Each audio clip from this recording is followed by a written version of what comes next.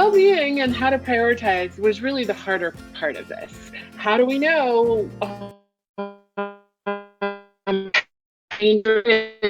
To all my nerds, all my introverts out there that have just been gaming their entire lives and who are used to having dedicated microphones to play games and who are used to having multiple screens and basically who are just used to generally being at home and being nerds. Well, today, our day for justice has finally come. The boomers have to work at home and they just absolutely can't do it, and it's hilarious. I had so many titles for this video. Boomers are having a bad time working remote. Boomers working from home are an absolute mess. Boomers working remote is a shit show.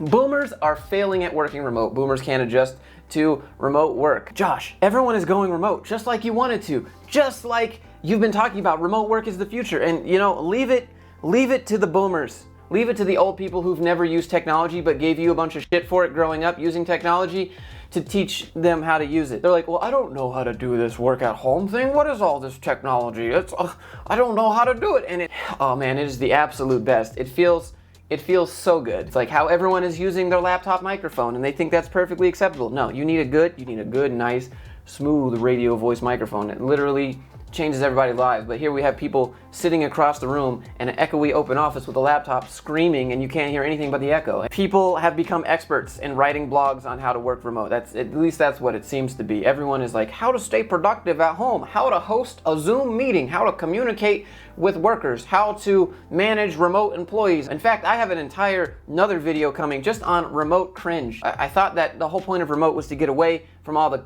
corporate cringe, but leave it to corporate America to still force you to do it, and I'm gonna make a video on that next. But right now, we're just gonna look at how boomers can't adapt to remote, and it's good. It's real good. All right, so here's an article where someone is talking about how to work properly at home. Dress up. Working from home does not mean you can work in your pajamas. I don't even have pants on right now. You think I make YouTube videos fully clothed? You'd be wrong. Invest enough time on setting up a workstation. Desk, in parentheses. We know what a workstation is. This won't just help you get out of your bed in the morning and make you feel like you're in the office. A well thought out working desk helps you maintain a good posture, avoid back pains and distractions, and leave your work behind at the end of the day. If you're working at home, you can work laying down on the ground. You can work standing up. You can work with it attached to a weight belt while you're doing pull-ups. You could do whatever you want. This is dumb. I mean, you should have a nice working desk, I guess, but prepare your meals and snacks beforehand. When you work from home, it's easy to say, now I can manage my time the way I want. Why is this a bullet point? It's just eat. Remember to eat. I don't know anyone who's working at home who's having a trouble remembering to eat. You know, if you're me right now, what are we, day 5 of being on lockdown, and I'm already out of snacks, okay? I don't think anyone's having trouble working at home and remembering to eat. This is dumb. Maintain your normal hours and determine your productivity periods. It doesn't matter. Like, you don't have to maintain your normal hours. If you want to work later in the day, go work later in the day. You want to work in the morning? Great, go work in the morning. This whole maintain your normal hours things is literally the opposite of why people would want to work remote. If you want to maintain them, great. Plan your day. Make sure you start your day with planning. I don't know why that's a tip. That's what literally everyone does. And you see, all these stuff is just really basic, right? But everyone is writing these guides on how to be experts. Check in with your coworkers. It's like no one's ever played an online video game. You're like, hey dude, what are you doing? Oh, I'm questing right now. No big deal. So here is another basic article of useful tech tips around remote meetings and hilarious conference call bingo. A quick tip. Whatever tool you're using, find in the audio settings in Microsoft Teams, it's in the menu under the ellipses. That's a triple dot if you didn't know what that is. If you don't have a headset and you're broadcasting audio over your device's built-in speakers, make sure to mute when you're not speaking or everyone will hear an echo. It's called reverb. Why didn't you put that in parentheses, right? Is that too complicated for these boomers? I don't know why this is not common knowledge. It's like people who've never used technology in their life. Here's how to have a Zoom meeting.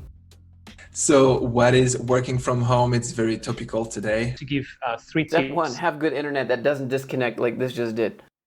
And you want everyone to feel at ease, so you start explaining how the interface works. So how do you set up your mic? So go in the bottom left, click on the arrow and pick your mic. Turn on your camera. So to do that, go in the bottom left and click on camera. Here is how you can chat. Everybody already knows how to do that, dude. So apparently, anyone that has ever worked remote has been getting tons of messages. They all say it. I've been getting tons of messages about how to work remote and what tools I use to stay productive. It doesn't matter what tools you have. So I'm trying to exercise my last bit of patience and shout it from the rooftops as loudly as I can that tools don't matter. They help, but they are not the key to success in virtual collaboration. Let me explain. A paintbrush is a tool, right? But depending on how we use it and in what way we're trained to use it, we're going to get very, very, very different It's hilarious. results. Like, you have to talk to these people like they're children. A paintbrush is a tool. At least she's realizing what she has to do. Like, they talk down to us Zoomers, and this lady kind of talks down to them. It's kind of funny. Here's a screenshot of a guy on LinkedIn who's hosting like a virtual video conference for people who want to learn how to work remote. For now, tech guys, there are a lot of new challenges because there are so much new thing to know. How to connect to Zoom, how to delegate, how to track progress, how to catch coworker who went for a run. It's not about catching your coworkers not working. That is the absolute opposite of what remote work is about. And if you have that problem, you got to give up a little bit of that micromanagerial power, dude. You gotta trust, man. I know that's hard. I know it's hard to trust your employees, but you gotta do it. It's not about catching people playing video games at home. It's not about catching people who backed away from the desk. It's not about catching people who pulled up their phone for a second and then stopped coding. It's not about constantly making sure people are at their computer working, because that is not how remote works. It's not how it goes. It's stupid. The people that do this are creating the wrong remote culture. The whole point of remote is so you don't worry about this, because you trust your employees to do the work, and you're creating this. Well, we gotta be able to check people who aren't doing their work. We gotta be able to see what everyone's doing. You know, I know they're not in the office where we have that face-to-face communication, but we gotta look at what they're all doing here, right? We need to know if they're at the computer, how long they walked into the kitchen to make a sandwich, and how long they were in their bathroom.